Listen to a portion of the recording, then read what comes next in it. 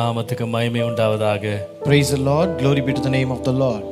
இந்த புதிய காலை வேளையிலேயும் தேவ சமூகத்திலே நாம் சுகத்தோடு ஜீவனோடு நாம் அவருடைய பிரசன்னத்திலே காணப்பட தேவன் நமக்கு அளித்த கிருபைக்காய் கர்த்தரை ஸ்தோத்திரிக்கிறேன். I thank God for giving us grace and strength to be seen in the presence of the Lord in this new morning hour. நம்முடைய தேவன் நல்லவர், Our God is good.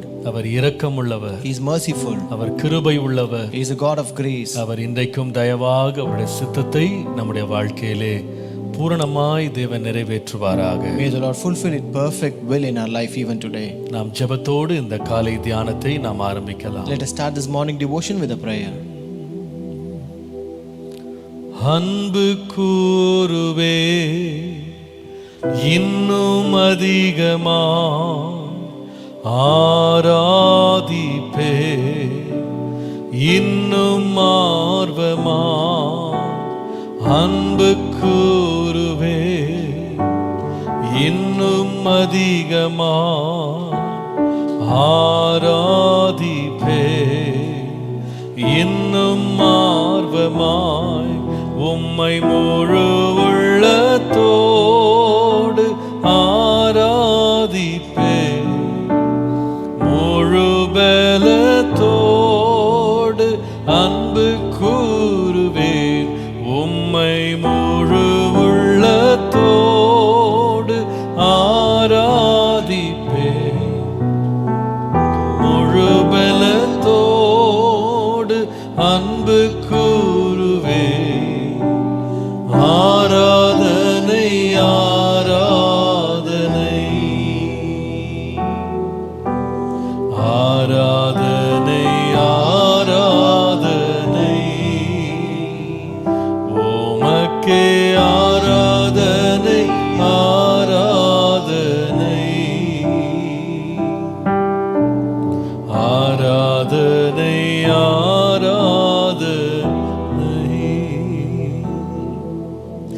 எபினேசரே எபினேசரே இதுவரையில் உதவி நீரே. எபினேசரே எபினேசரே இதுவரையில் உதவி நீரே.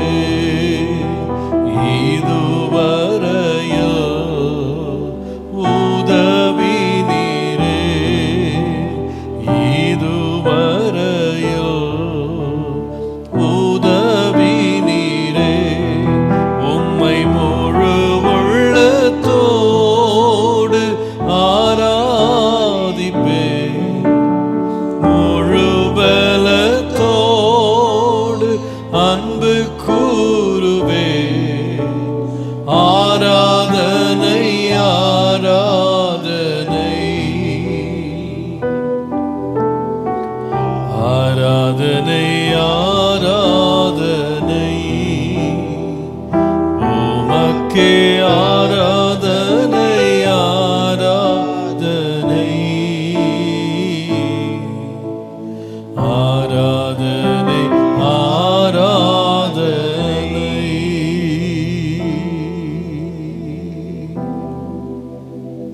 ரட்சகரே உம்மை நாங்கள் ஆராதிக்கிறோம். We praise you, our Savior. எங்களுக்கு இம்மட்டு உதவினவரே உம்மை நாங்கள் ஆராதிக்கிறோம். Lord, we worship you, the Lord who helped us so far. நீர் எங்களுக்கு செய்த உதவிகள், நீர் கொடுத்த இரக்கங்கள், உம்முடைய தயவுகள் எவ்வளவு பெரியது.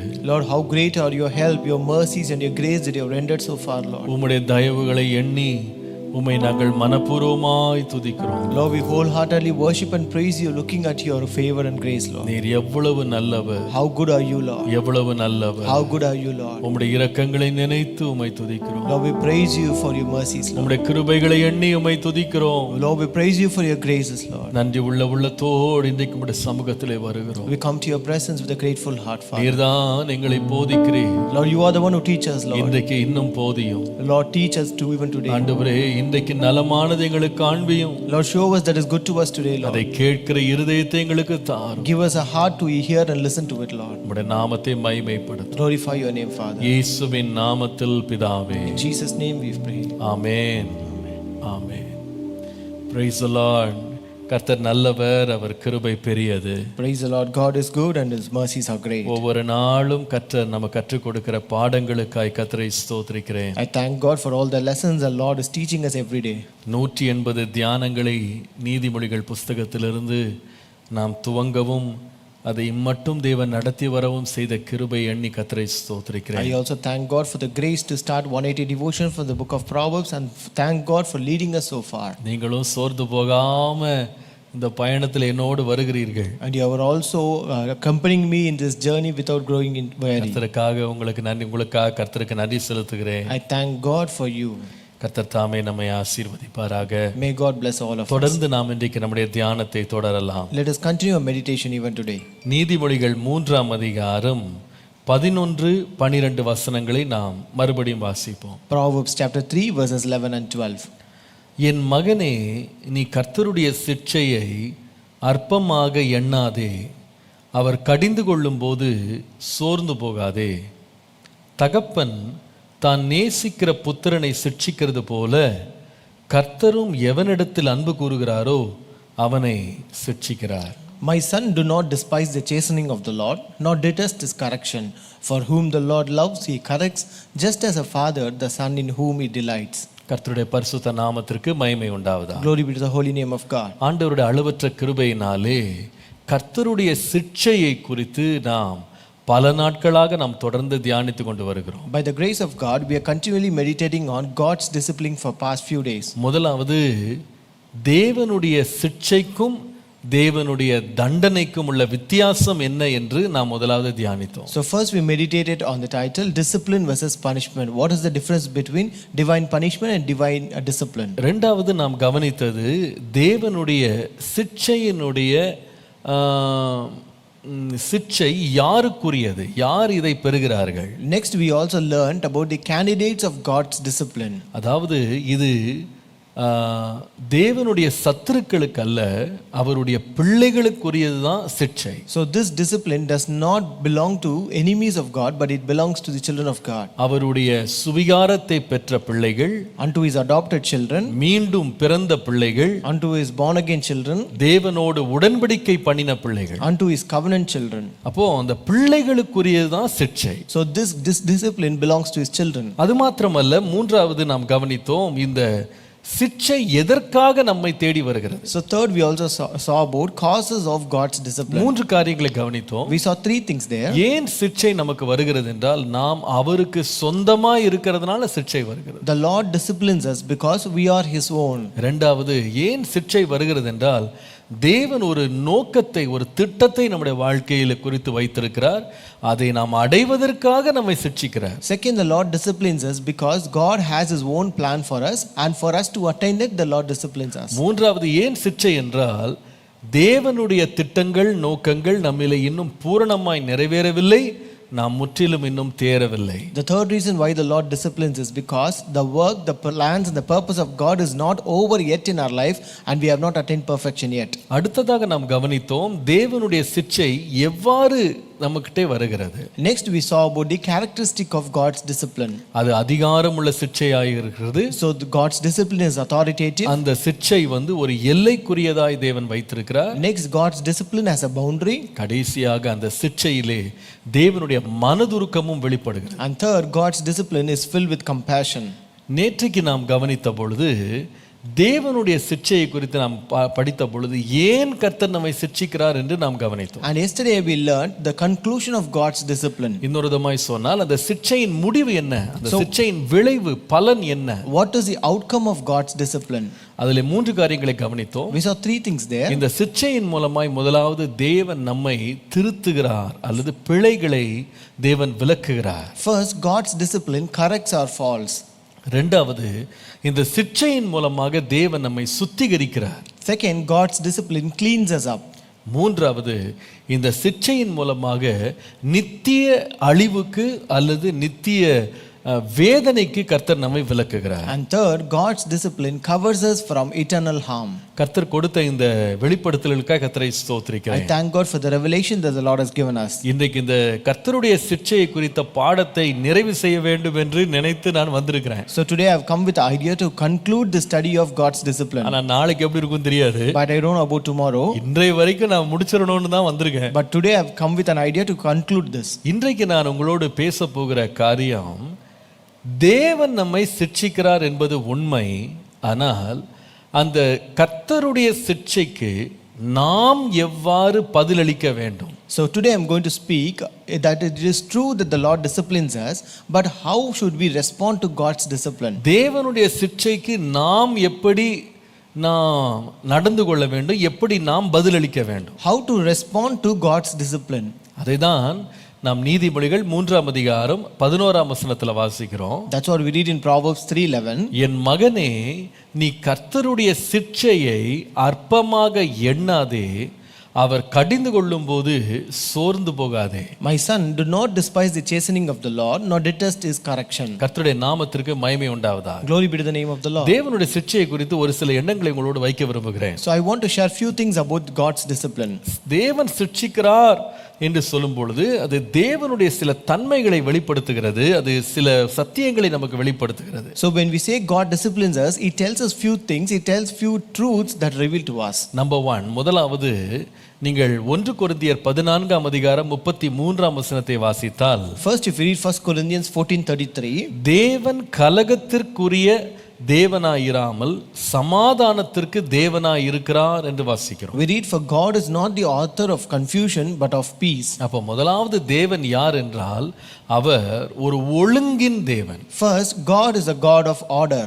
அவர் எல்லாவற்றையும் ஒழுங்காக செய்கிறார், ஒழுங்கின் தேவன். Our God is a God of order. இரண்டாவது நான் சொல்லுவேன், அவர் ஒழுங்கின் தேவன் மாத்திரமல்ல, எல்லாவற்றையும் ஒழுங்காக செய்கிற தேவன். And second, I could tell you, he is not only God of order, but he does everything in an orderly manner. பிரசங்கி 3:11 வாசிக்கும் போது, Ecclesiastes 3:11 அவர் says, சகலத்தையும் அதின் காலத்திலே நேர்த்தியாக செய்திருக்கிறார் என்று வாசிக்கிறோம். we read, he has made everything beautiful in its time. எல்லாவற்றையும் நேர்த்தியாக செய்கிற தேவன். So he is the Lord who does everything in an orderly manner. மூன்றாவது, 1 கொரிந்தியர் 14:40 வாசிக்கும் போது, Third, if you read 1 Corinthians 14:40, சகலமும் நல் ஒழுக்கமாயும் கிரமமாயும் செய்யப்பட கடவுது என்று வாசிக்கிறோம். let all things be done decently and in order.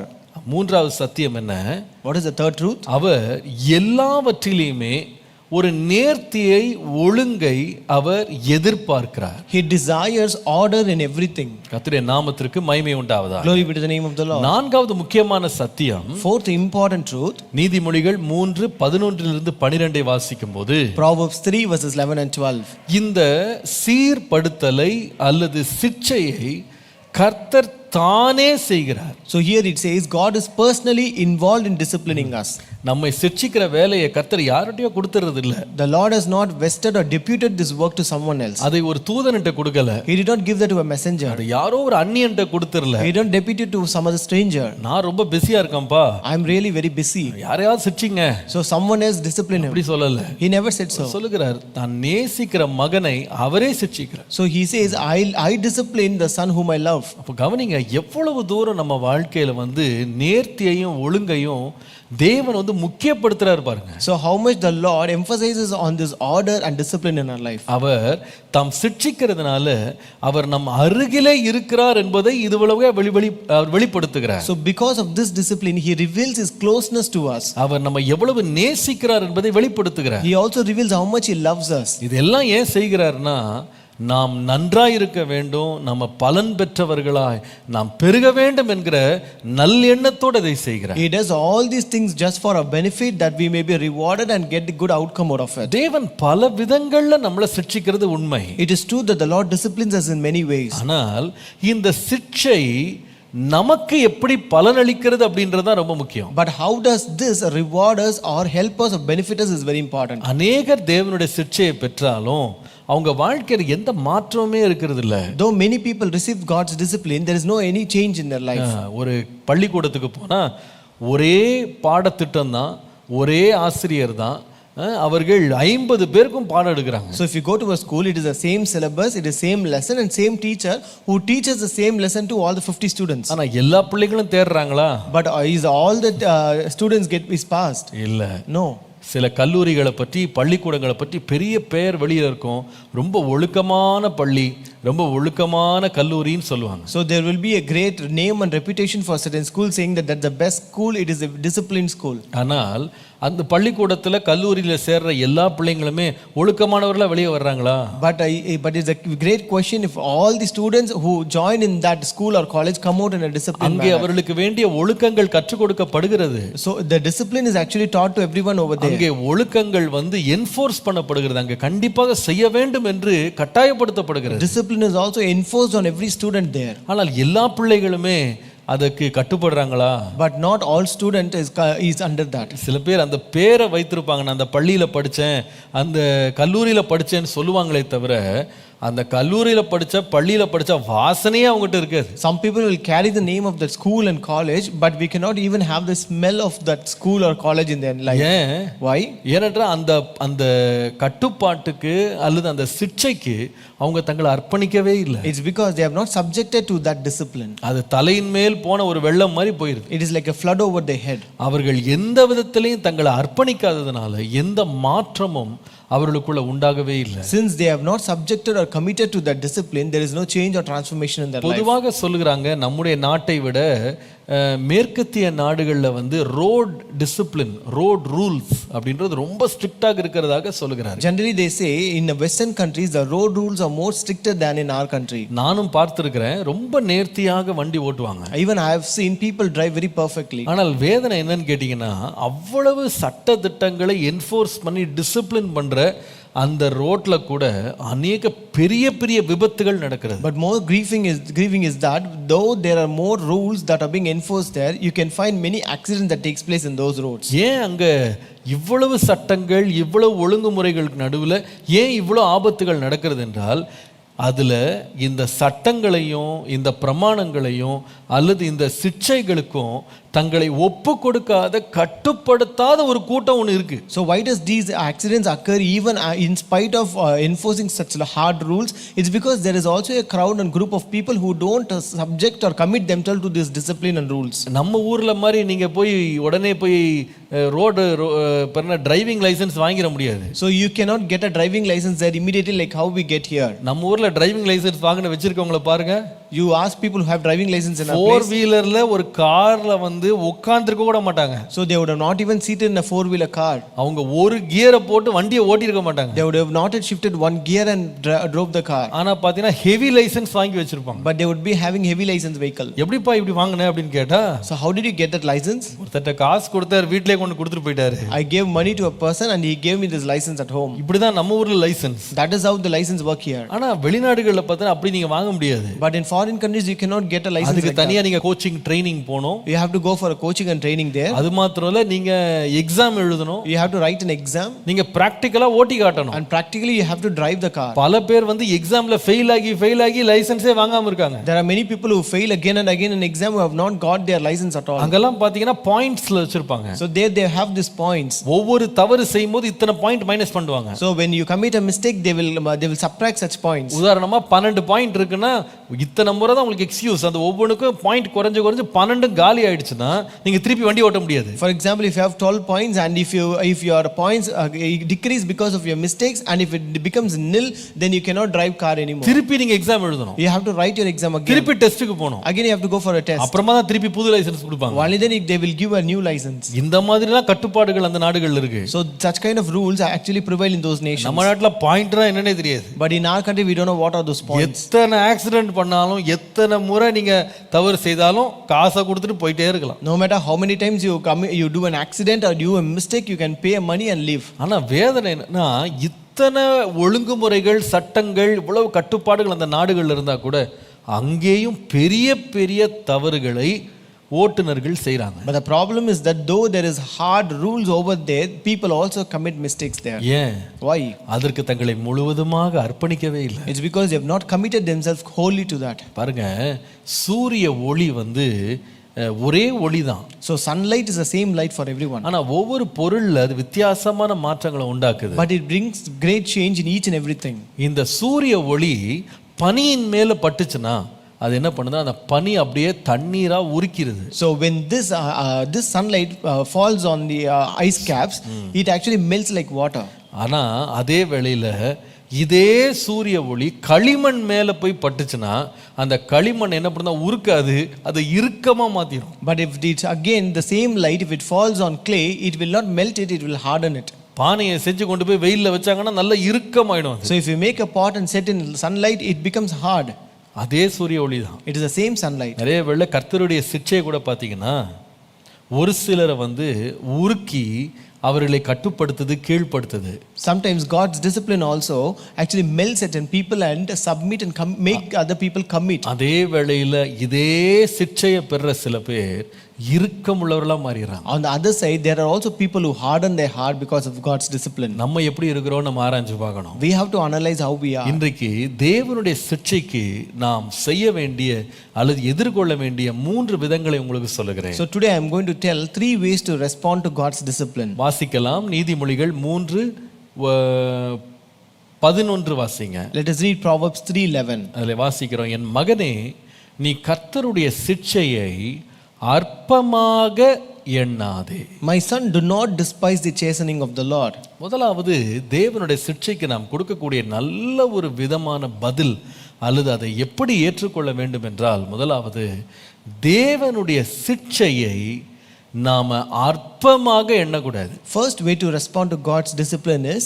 don't despise God's discipline. இன்னொரு விதமாய் சொன்னால் அதை அசட்டை பண்ணக்கூடாது. In other words, don't despise God's discipline. கர்த்தருடைய நாமத்திற்கு மகிமை உண்டாவதாக. Glory be to the name of the Lord. ஆனால் எப்படி வேதம் நம்மகிட்ட எதிர்பார்க்குதுன்னா, அசட்டை பண்ணாமல் அந்த சிட்சைக்கு நம்மை முற்றிலுமாக அர்ப்பணிக்கிறவர்களாக மாறணும். But the Bible is expecting us to submit wholly to that discipline. நீங்கள் எபிரேயர் 12:9 வாசித்தால், If you read Hebrews 12:9, அன்றியும் நம்முடைய சரீரத்தின் தகப்பன்மார்கள் நம்மை சிட்சிக்கும் போது அவர்களுக்கு நாம் அஞ்சி நடந்திருக்க நாம் பிழைக்கத்தக்கதாக ஆவிகளின் பிதாவுக்கு வெகு அதிகமாய் அடங்கி நடக்க வேண்டும் அல்லவா என்று வாசி. It says, furthermore, we have had human fathers who corrected us and we paid them respect. Shall we not much more readily be in subjection to the Father of spirits and live? கர்த்தருடைய சிட்சை என்பது கொஞ்சம் வேதனையாக தான் இருக்கும். God's discipline will be painful. கர்த்தருடைய சிட்சை என்பது கொஞ்சம் கஷ்டமாக தான் இருக்கும். God's discipline will be difficult for us. ஆனால் அந்த சிட்சையை என்ன செய்யக்கூடாதுன்னா, அசட்டை பண்ணிடக்கூடாது. But we should not despise that discipline. சொல்லுகிறது, சரீரத்தின் தகப்பன்மார்கள் சிட்சிக்கும் போது நம்ம அவங்களுக்கு பயந்து இருக்கிறோம். நம்முடைய ஆத்துமாக்களுக்காக நம்மை சிட்சிக்கிற தேவனுக்கு நாம் எவ்வளவு அடங்கி நடக்கணும்னு வாசிக்கிறோம். So here we read that we respect the human fathers who correct us, then we should also how much we should be subjected to the Father who corrects our soul. யோபு தேவனுடைய சிட்சையை குறித்து பேசும்போது, When Job speaks about God's discipline, யோபு 16:12 வாசிக்கும் போது, Job 16:12 says, நான் சுகமாய் வாழ்ந்திருந்தேன், அவர் என்னை நறுக்கி என் பிடரியை பிடித்து என்னை நொறுக்கி என்னை தமக்கு லக்காக நிறுத்தினார்னு சொல்றாரு. He says, I was at ease, but he has shattered me. He has also taken me by my neck and shaken me to pieces. He has set me up for his target. எப்படி இருக்கு பாருங்க. How is that?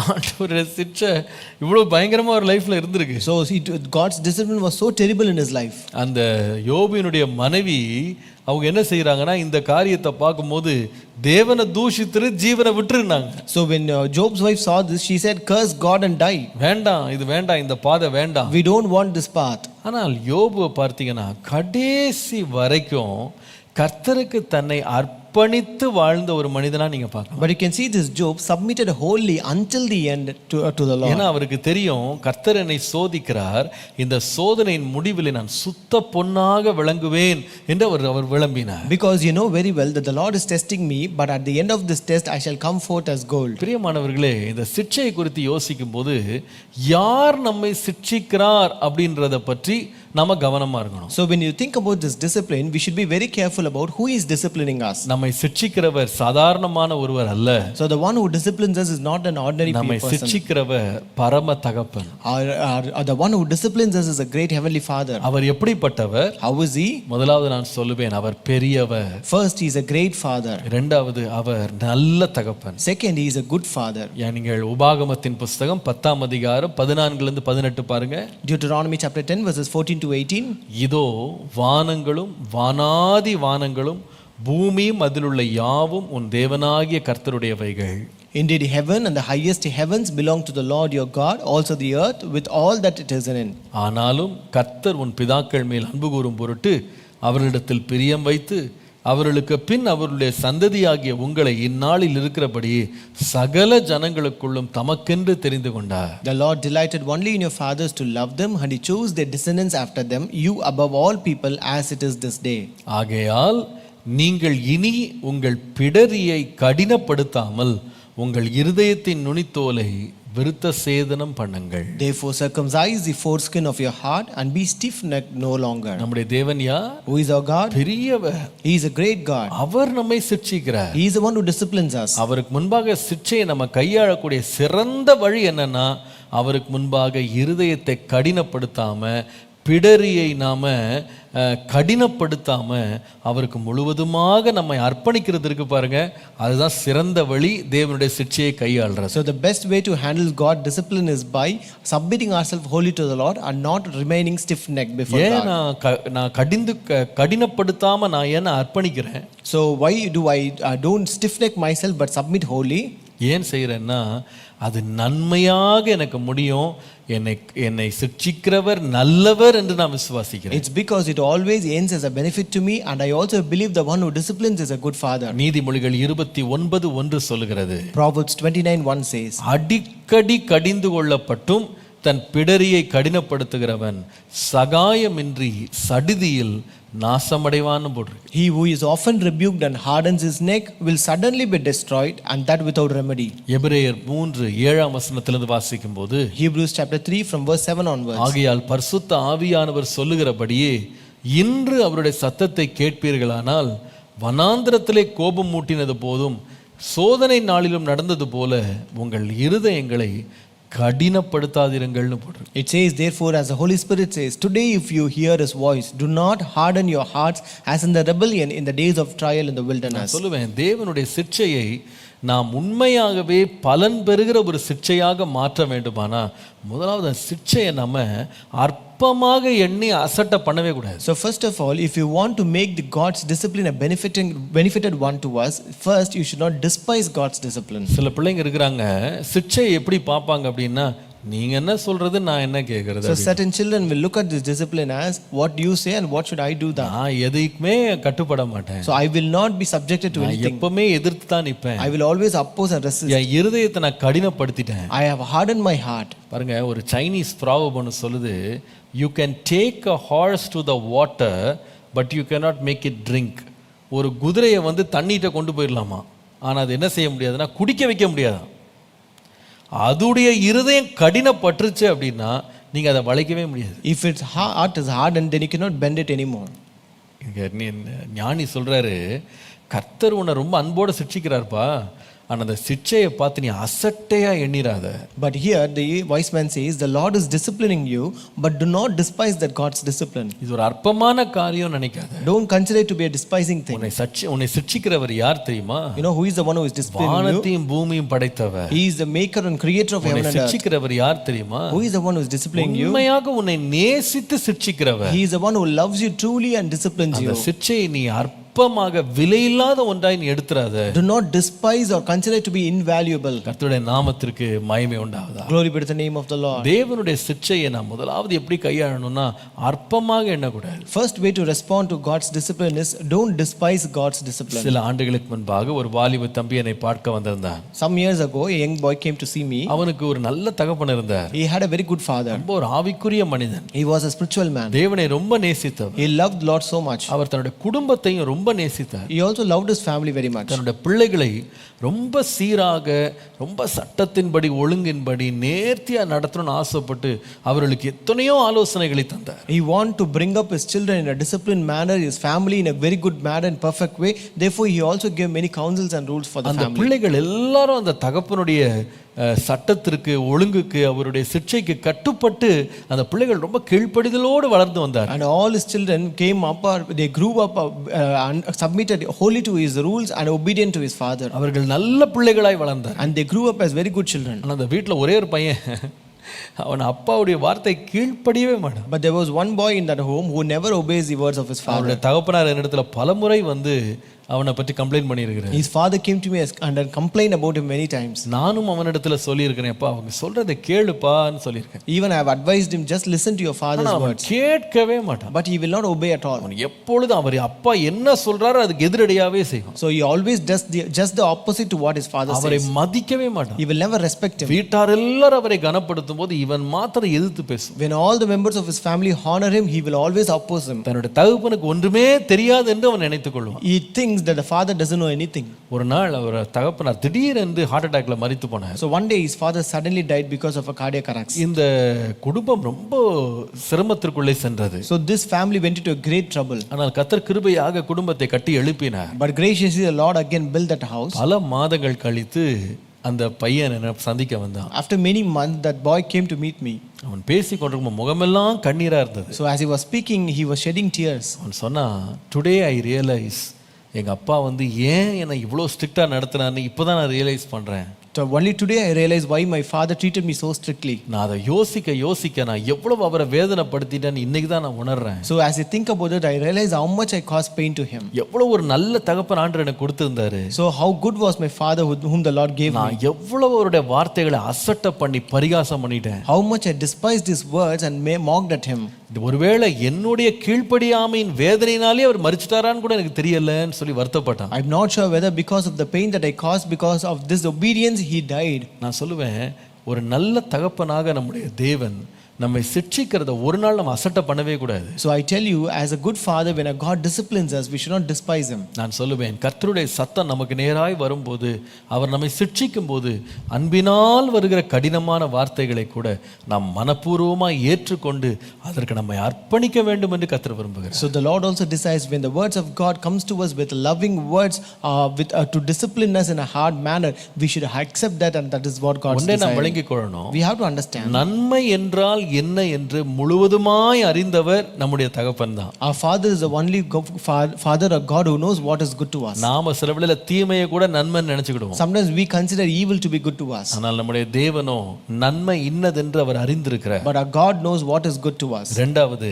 தம்மில் அன்பு கூறுகிறவர்களுக்கு சகலத்தையும் நன்மைக்காகவே செய்கிறார். Second, he does everything for a good who love him. அவர் தீமையை பார்க்காத சுத்த Kannan. So he is a God who never looks at evil. நான் சொல்லுவேன், அப்படிப்பட்ட ஒரு தேவன் இருக்கும்போது அவருடைய சிட்சையிலையும் நிச்சயமா எனக்கு தீமை இல்லை, எனக்கு நன்மைதான் இருக்கிறது என்று நான் விசுவாசித்து அந்த சிட்சையை நான் மனப்பூர்வமாக ஏற்றுக்கொள்வேன். So when we have such a God, then I believe that even the discipline of God is always for my good, and I accept that discipline. முதலாவது என்ன செய்யக்கூடாது? First, what we are not supposed to do. தேவனுடைய சிட்சையை அற்பமாக எண்ணக்கூடாது. First, don't despise God's discipline. இரண்டாவது அதே வசனத்தை வாசித்தீங்கன்னா நீதிமொழிகள் 3:11 பாருங்க.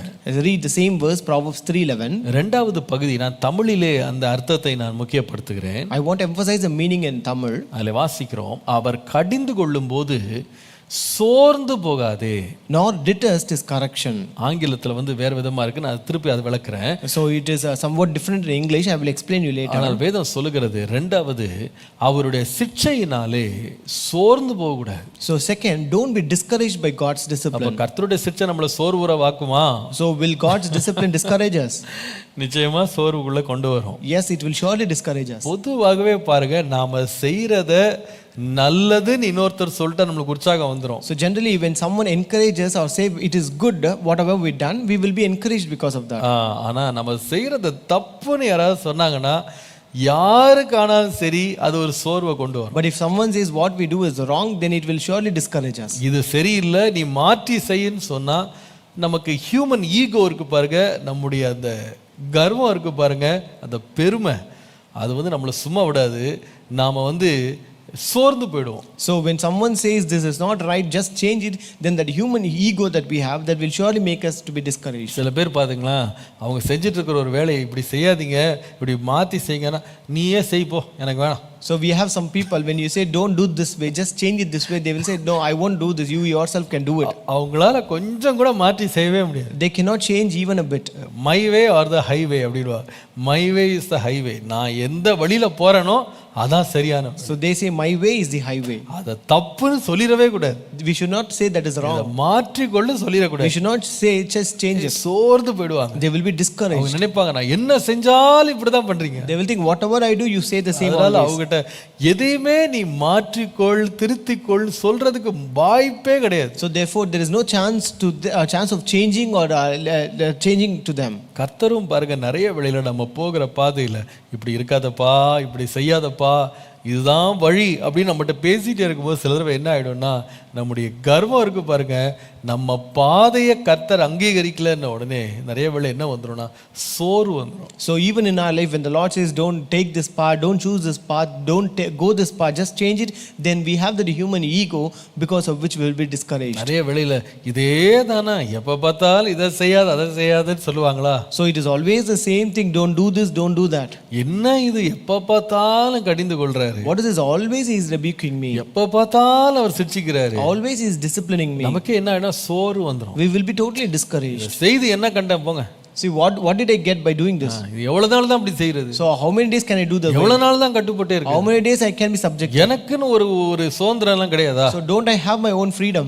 எல்லாத்துலயும் இப்படி சிரிச்சுட்டா எப்படி. So how is this possible if he disciplines in everything? பெர்ஃபெக்ட்டா இருந்தா தான் வாழ முடியுமா. So can we live only if we are perfect? மற்றவங்களா எப்படி வாழ்றாங்க. So how other people are living? ஏன் கர்த்தர் என்னையே சும்மா குட்டிக்கிட்டே இருக்காரு. Why the Lord is often buffeting me? நிறைய வேளை நமக்கு என்ன வந்துரும்னா சோர்வு வந்துரும். Many times we ourselves will be discouraged. கர்த்தருடைய நாமத்திற்கு மகிமை உண்டாவதாக. Glory be to the name of the Lord. ஆனால் வேதம் சொல்லுகிறது நீ சோர்ந்து போகாமல் அதில் தொடர்ந்து சகித்து முன்னேறுப்பா. But the Bible says don't be discouraged but endure in it continually. கர்த்தருடைய நாமத்திற்கு மகிமை உண்டாவதாக. Glory be to the name of the Lord. நம்முடைய இரட்சகராக இயேசு கிறிஸ்து நமக்கு ஒரு பெரிய முன்மாதிரி. So our Lord Jesus Christ is a great example to us. நீங்கள் எபிரேயர் 12ஆம் அதிகாரம் முதல் 3 வசனங்களை வாசிப்பீர்களானால், if you read Hebrews chapter 12 first 3 verses, வேதம் சொல்லுகிறது, ஆகையால் மேகம் போன்ற இத்தனை திரளான சாட்சிகள் நம்மை சூழ்ந்து கொண்டிருக்க பாரமான யாவற்றையும் நம்மை சுற்றி நெருங்கி நிற்கிற பாவத்தையும் தள்ளிவிட்டு விசுவாசத்தை துவக்குகிறவரும் முடிக்கிறவருமாகிய இயேசுவை நோக்கி நமக்கு நியமித்திருக்கிற ஓட்டத்திலே பொறுமையோடே ஓட கடவோம். Therefore we also, since we are surrounded by so great a cloud of witnesses, let us lay aside every weight and the sin which so easily ensnares us, and let us run with endurance the race that is set before us, looking unto Jesus, the author and finisher of our faith. நாம எப்படி ஓடணும்னு மாத்திரம் அந்த வசனம் சொல்லல. So the verse not only says how we are supposed to run. அடுத்த வசனம் வாசித்தீங்கன்னா தமிழ்ல இரண்டாவது வசனம், the second verse in Tamil, அவர் தமக்கு முன் வைத்திருந்த சந்தோஷத்தின் பொருட்டு அவமானத்தை எண்ணாமல் சிலுவையை சகித்து தேவனுடைய சிங்காசனத்தின் வலது பார்சத்தில் வீற்றிருக்கிறார். who for the joy that was set before him endured the cross, despising the shame, and has sat down at the right hand of the throne of God. மூன்றாம் வசனம் பாருங்க. Verse 3 says, ஆகையால் நீங்கள் இளைப்புள்ளவர்களாய் உங்கள் ஆத்துமாக்களில் சோர்ந்து போகாதபடிக்கு தமக்கு விரோதமாய் பாவிகளால் செய்யப்பட்ட இவ்விதமான விபரீதங்களை சகித்த அவரையே நினைத்து கொள்ளுங்கள். For consider him who endured such hostility from sinners against himself, lest you become weary and discouraged in your souls. நம்முடைய ஆண்டவர் என்ன செய்யலன்னா சோர்ந்து போகவே இல்லை. Our God did not discourage. சோர்ந்து போகவே He was not discouraged. அவர் தேவனுடைய சிட்சையினால கீழ்ப்படிதலை கற்றுக்கொண்டார். He learned obedience because of the discipline of God. தேவன் அவரை கட்டுப்படுத்தி ஒப்பு கொடுத்த பாதை கீழ்ப்படிதலை கற்றுக்கொண்டார். So because in the path which the Father committed him or subjected him, he also learned obedience there. ஆனா அந்த பாதையில அவர் சோர்ந்து போகவே இல்லை.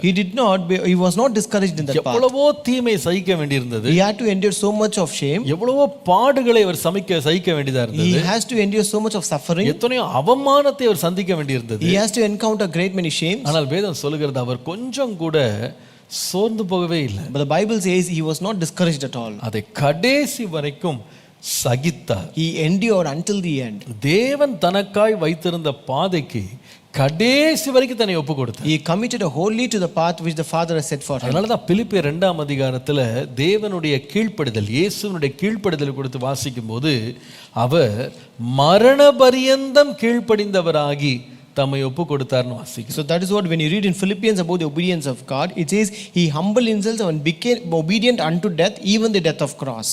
சிலுவையின் மரணம் பரியந்தம் ஒப்பு கொடுத்தார்.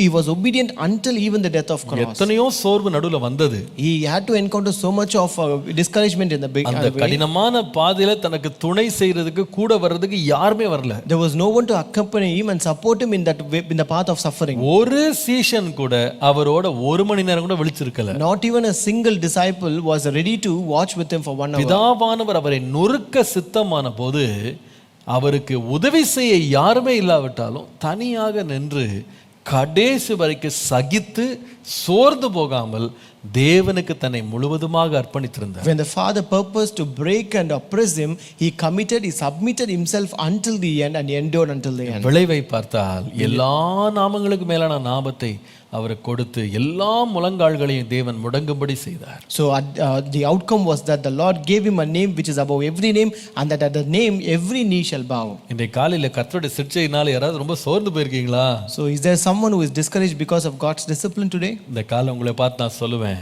This morning I tell to you, கர்த்தருடைய பூரண கிரியை உங்களில் நிறைவேறி முடிய மட்டும் சோர்ந்து போகாதீங்க. don't be discouraged until the perfect work of God is done in your life. கர்த்தர் எதையுமே தீமைக்காக ஆரம்பிக்க மாட்டார். The Lord doesn't commence or beginning anything for our evil. நம்மை அழிக்கும்படி தேவன் ஒரு சிட்சையும் கொண்டு வர மாட்டார். The Lord will not send any kind of discipline just to destroy us. அந்த சிட்சையின் முடிவிலே நீங்கள் உண்மையாக கர்த்தரை துதிப்பீர்கள், தேவனுக்கு நன்றி உள்ளவங்களா இருப்பீங்க. At the end of the discipline you will surely worship, praise God, and you will be grateful to God.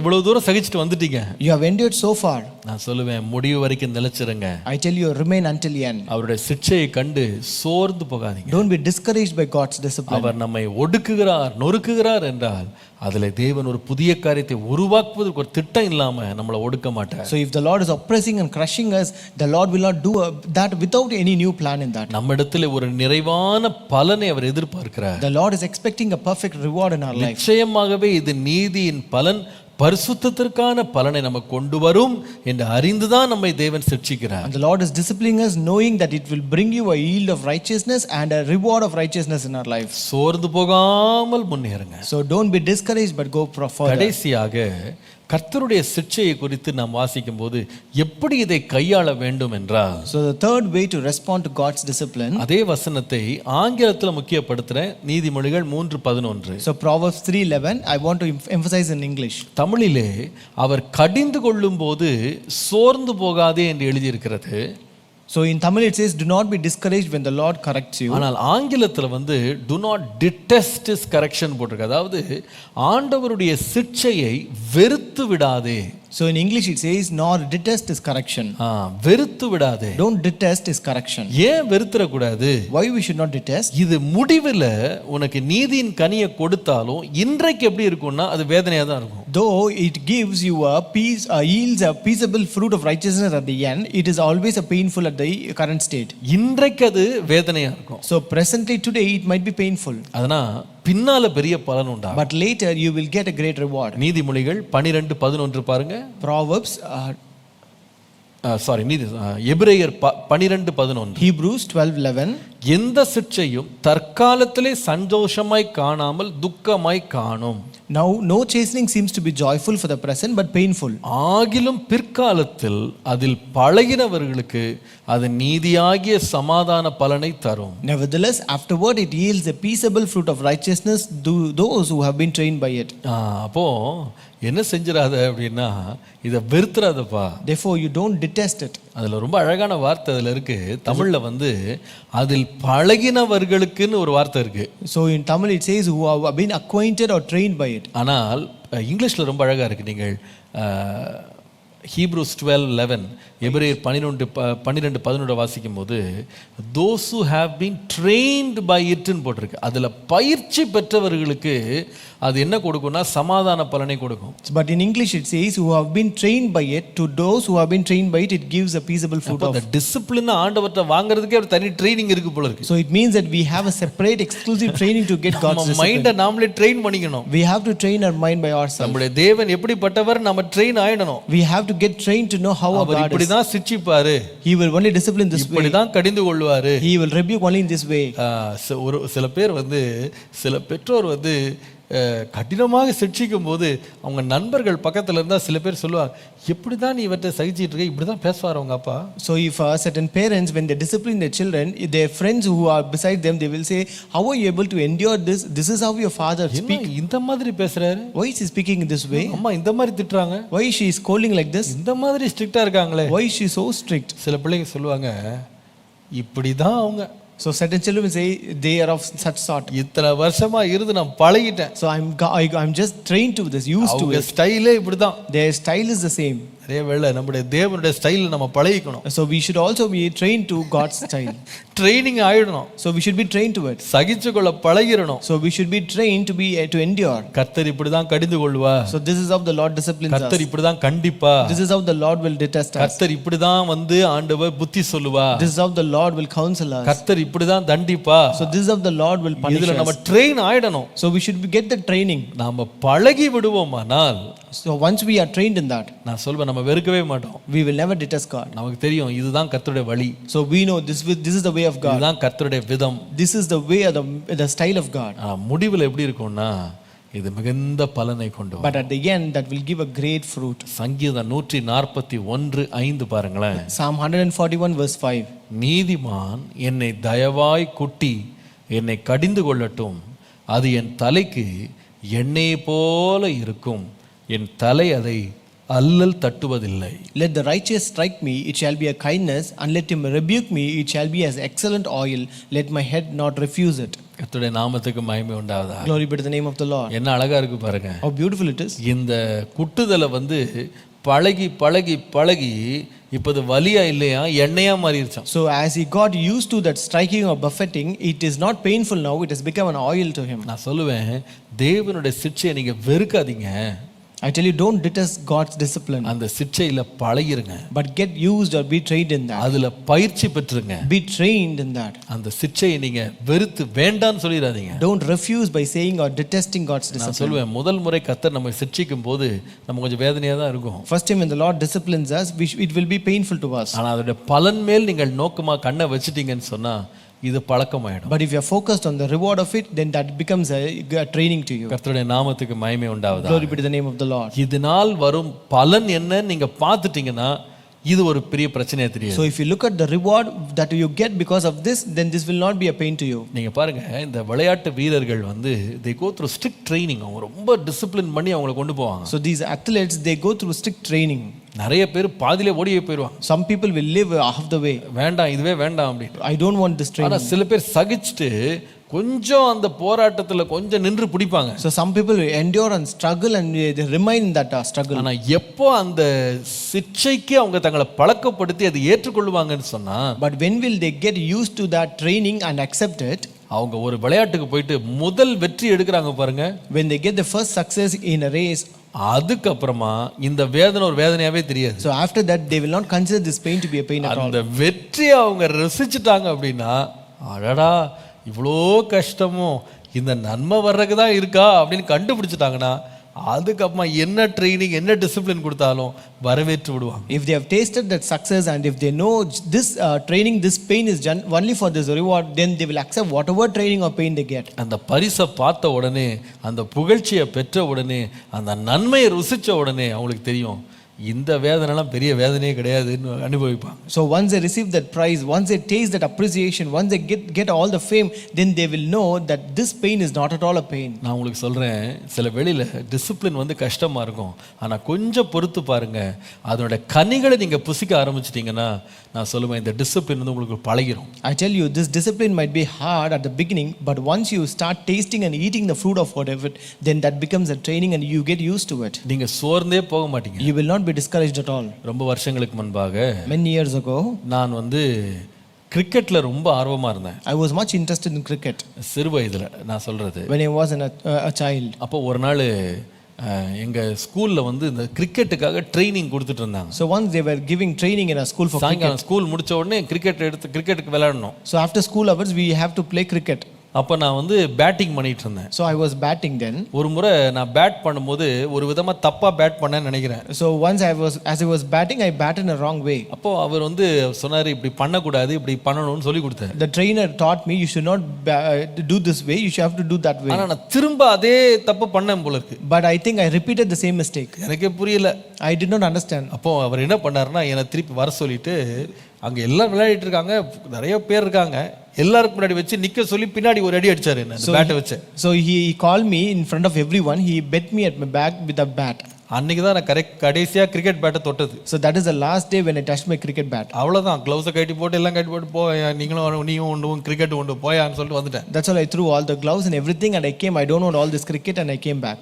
எனக்கு அந்த ட்ரைனிங் வந்து எனக்கு பிடிக்கல. I did not like the training. எனக்கு தோள்ல தட்டி கொடுக்கறது எனக்கு இஷ்டமா இருந்துச்சு. I like only people patting on my back. இன்னைக்கு வரைக்கும் இந்த கிரிக்கெட் மேட்சே நான் பார்க்க மாட்டேன். So until today I don't watch cricket at all. எனக்கு அது பிடிக்கவே பிடிக்காது. I don't like it. அன்னைக்கு வாங்கின ஒரு அடி தான். Just one beating which I received that day. ஏன்னா எனக்கு கிரிக்கெட் அப்படின்னா எனக்கு கைத்தட்டலும் எனக்கு பாராட்டு தான் பிடிச்சிருந்ததே தவிர அந்த ஸ்ட்ரிக்ட் ட்ரைனிங் எனக்கு பிடிக்கல. It's because when they say cricket I just like the applause and appreciation but not the strict training. நான் அதே வேளையில என்னோட நிறைய பேர் அதிலே அந்த ட்ரைனிங்ல தான் போனாங்க. So at the same time there are many other students and friends who were in that same training. அவங்க சிறந்த வீரர்களா மாறிட்டாங்க. They became the best cricketers. அவங்க நல்ல தேர்ச்சி பெற்றாங்க. They got trained in that very well. தேவன் நம்ம சிட்சிக்கும் போது சிலது கொஞ்சம் வேதனையா தான் இருக்கும். When the Lord disciplines us it might be hard and painful to us. ஆனா நான் என்ன பார்க்கலனா இனி வரும் பலனை நான் பார்க்கல.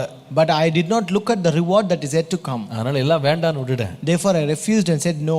உங்களுடைய வாழ்க்கையில இனி வரும் பலன் மேல நீங்க கண்ணை வச்சிட்டீங்கன்னா நிச்சயமா சொல்லுவேன், இன்றைக்கு கர்த்தர் உங்களை நடத்துகிற பாதையை பற்றி நீங்க வந்து வெறுக்கவே மாட்டீங்க, அதை எதிர்க்கவே மாட்டீங்க. So in your life if you set your eyes upon the reward that is yet to come, then you will never detest this God's discipline on this இந்த path. வேதனை ஒரு வேதனையாவே தெரியாது. This pain will not appear to be a pain at all. இந்த பாடு உங்களுக்கு ஒரு பாடாவே தெரியாது. This suffering will not seem to be a suffering to you. ஆண்டவரே உம்முடைய சிட்சைக்கு என்னை அர்ப்பணிக்க கிருபை தார். Lord, give me grace to commit myself to your discipline. இன்றைக்கு நம்முடைய இரட்சகராகிய இயேசு கிறிஸ்து நமக்கு ஒரு மாதிரி. Today our Lord Jesus Christ is an example to us. நீங்கள் எபிரேயர் 5ஆம் அதிகாரம் 8 முதல் 10 பாருங்க. If you read Hebrews chapter 5 8 to 10, அவர் குமாரனாய் இருந்தும் பட்ட பாடுகளினாலே கீழ்ப்படிதலை கற்றுக்கொண்டு தாம் பூரணரான பின்பு தமக்கு கீழ்ப்படுகிற யாவரும் நித்திய ரட்சிப்பை அடைவதற்கு காரணராகி மெல்கிசேதேக்கின் முறைமைப்படியான பிரதான ஆசாரியர் என்று தேவனாலே நாமம் தரிக்கப்பட்டார். though he was a son, yet he learned obedience by the things which he suffered, and having been perfected, he became the author of eternal salvation to all who obey him, called by God as high priest according to the order of Melchizedek. ஒன்றை விளங்கிக் கொள்ளணும், நீங்க You have to understand one thing. நம்மளை மட்டும் தான் ஆண்டவர் பாடுபடுத்துறாருன்னு நினைக்காதீங்க. It's not that only the Lord is disciplining only us. இந்த பாடுபட்டது முதலாவது யாருன்னா தம்முடைய செல்ல குமாரனாகிய இயேசு கிறிஸ்துவையே இந்த பாடு வழியா தான் கர்த்தர் நடத்தினார். First the Lord led his own beloved son through this suffering. ஏதோ நம்மள ஒரு அடிமையை மாதிரி நடத்துறாரு நினைக்காதீங்க. Don't think the Lord is actually treating you like a slave. இந்த ட்ரீட்மெண்ட்டை வந்து ஆண்டவர் தன்னுடைய குமாரனுக்கு கொடுக்காம விடல. It's not that the Lord has not given this treatment to his son. இயேசுவை குறித்து வாசிக்கிறோம், அவர் பட்ட பாடுகளினாலே, அவர் குமாரனாகவே இருந்தாலும் அவர் பட்ட பாடுகளினாலே தான் கீழ்ப்படிதலை கற்றுக்கொண்டார். So we read about Jesus, though he was a son, yet he learned obedience by the things which he suffered. அதோட விளைவு என்ன? What is the end of it? Our பூரணரானார். He became perfect. Our பூரணரானார். He became perfect.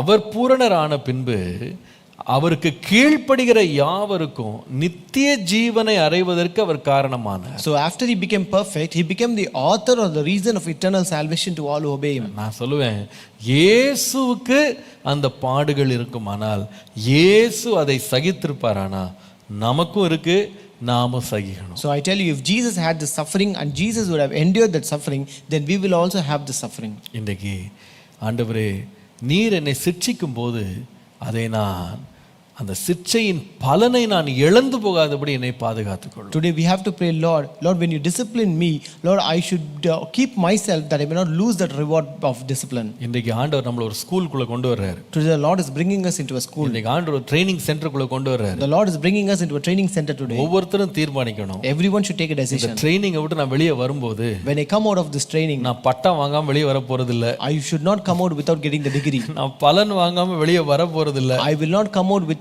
receiving the reward. நான் பரிசு வாங்காம வெளியே வர மாட்டேன். I will not come out without receiving the prize. பாதியில ஓடி வர மாட்டேன். I will not come out half the way. கடைசி வரைக்கும் நிலைத்திருந்து பலனை நான் ருசிக்க போறேன். I will remain until the end and I will taste the reward. அதற்கு நான் என்ன செய்யக்கூடாது? What should I not do for that? முதலாவது First, தேவனுடைய சிற்சையை அற்பமா நினைக்க கூடாது. don't despise God's discipline. கர்த்தர் நமக்காக மிகப்பெரிய ஒரு மகிமையை வைத்திருக்கிறார். The Lord has set a great glory for us. ஆகவே நான் தேவனுடைய சிற்சையை அற்பமா எண்ண மாட்டேன். Therefore I will not despise God's discipline. இரண்டாவது, Second, கர்த்தருடைய சிற்சையில நான் சோர்ந்து போக மாட்டேன்னு ஒரு தீர்மானம் எடுக்கணும். we should take a decision that I will not be discouraged by God's discipline. என்ன வந்தாலும் சரி, No matter whatever நான் comes. சோர்ந்து போகும்போதெல்லாம் இயேசுவை நோக்கி பார்ப்பேன். Whenever I am discouraged, I will look unto Jesus. என்னுடைய இயேசு சகித்தார். My Jesus endured. என்னுடைய இயேசு பலன் பெற்றார். My Jesus received the reward. அவர் என்னோடு கூட எனக்கு முன்னால போறாரு. And he is coming along with me and before me. அதனால அவரை பார்த்துட்டே நான் போயிருவேன். Therefore I will look at him and walk the way. மூன்றாவது, Third, தேவனுடைய சிற்சையை நான் வெறுக்க மாட்டேன். I will not detest God's discipline. வேண்டான்னு சொல்ல மாட்டேன். I will not refuse and say அதை no, நான் மனப்பூர்வமாய் ஏற்றுக்கொள்வேன். but I will accept it wholeheartedly. அதனால தேவனுடைய பலனை நான் பெறுவேன். And because of which I will receive the reward of God. தீர்மானத்தின் காலில் எடுங்க. Take this decision this morning. அற்பமாய் எண்ண மாட்டேன். I will not despise. சோர்ந்து போக மாட்டேன். I will not be discouraged. வெறுக்க மாட்டேன். I will not detest. இப்படி நாம் இருப்போமானால் If we be so, இந்த சிற்சை நமக்குள்ளே மிகுந்த பலனை கொண்டு வரும். that discipline will bring a great reward in our life. கர்த்தர் தம்முடைய சிற்சையினால் நம்மை உருவாக்குவாராக, நம்மை உயர்த்துவாராக, நம்மை உன்னதங்களில் உட்கார வைப்பாராக. May the Lord shape us, form us and exalt us and set us on high places by his discipline. ஜெபம் பண்ணுவோமா? Shall we pray? ஹல்லேலூயா, ஹல்லேலூயா. என்னை உருக்கும், என்னை நொறுக்கும், என்னை உருவாக்கும் ஜீவனுள்ள தேவனே, ஆவியானவரே, உம்முடைய பூரண கிரியை எனக்குள்ளே நிறைவேற்றும். Spirit of the living God, do your entire and perfect working in me, Lord. Break me, melt me, mold me and shape me, Lord. ஜீவனுள்ள தேவனே,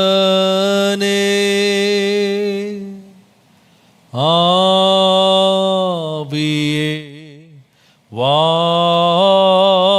வாரோ, ஜீவனுள்ள தேவனே,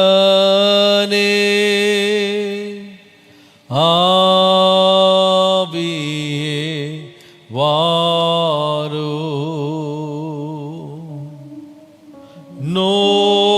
நோருக்கோ ஓருக்கோ ஓருவாக்கி நீரப்போ, ஜீவனுள்ள தேவனே, ஆவியே வாரோ,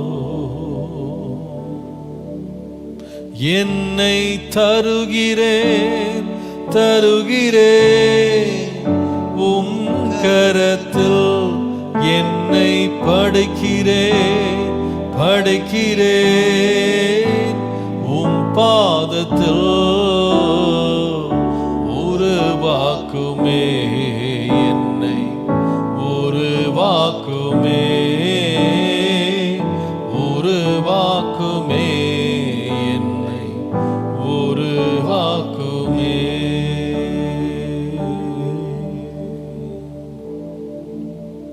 பரிசுத்த பிதாவே, உம்மை நன்றியோடு ஸ்தோத்திரிக்கிறோம். Our Holy Father, we thank you with a grateful heart. நீர் ஒழுங்கின் தேவன். Lord, you are God of order, Lord. எங்களை சீர்படுத்துகிற தேவன். You are the Lord who disciplines us.